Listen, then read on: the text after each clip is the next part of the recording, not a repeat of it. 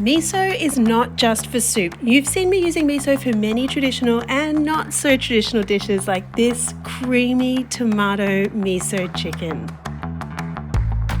First up are the cherry tomatoes. So you simply mix them with some good olive oil, some salt, and roast for around about 20 minutes or until they're beautifully blistered and they've released lots of their yummy juices. Set those aside while you prep your chicken. I think one of the hard things about doing chicken breast really well, and you guys know that I'm generally a legs and thighs girl, but it's all about in the preparation of the chicken itself.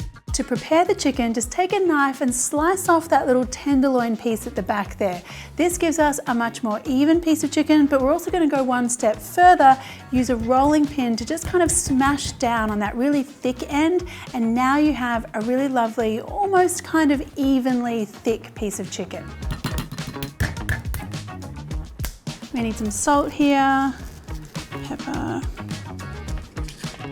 So now I'm cooking chicken, but I just want to flag that not only am I cooking chicken from now on, I'm actually working on my pan sauce. So everything we do from here on in is about developing more flavor for our miso cream sauce later on. I need some oil in here, chicken goes in, and this beautiful browning that's going to happen on our chicken, that's what kind of gets our pan sauce going. I love a good pan sauce, you know, you're just using up all of the flavors that you're developing anyway when you're cooking your meat or your chicken. So give the chicken pieces around about 7 or 8 minutes here, and we'll come back and take a look. Now you can flip your chicken over, just give it another couple of minutes. It doesn't need to cook through at this point because I am going to simmer it later on in the sauce. Okay, at this point, I'm just gonna rest my chicken here. This pan is now ready for us to make our pan sauce, because if you have a look here, we've got all these lovely little bits and pieces here, and that stuff is flavor gold. Now, I'm gonna go in here with a little olive oil, some garlic.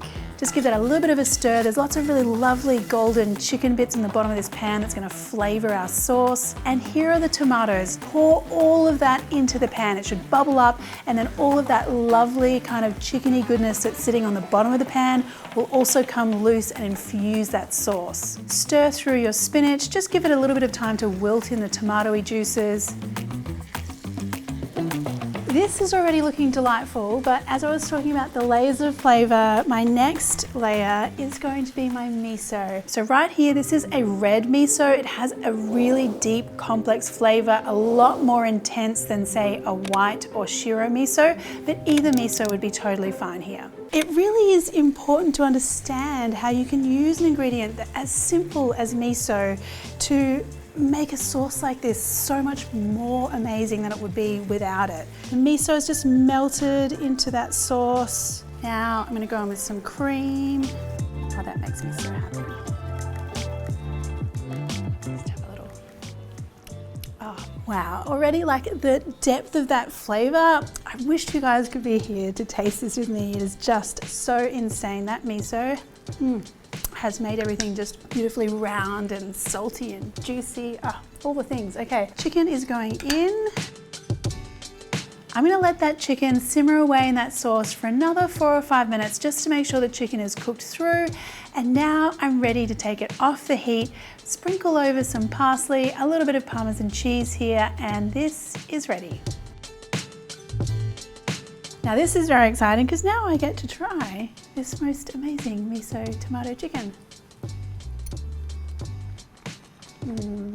That is so good. But I think the real magic of this sauce really is that you don't know where this beautiful yumminess is coming from, but it's coming from that umami, from the miso that's beautifully melted through that cream sauce. This is such a great way to use miso to its full potential. Wow, so good.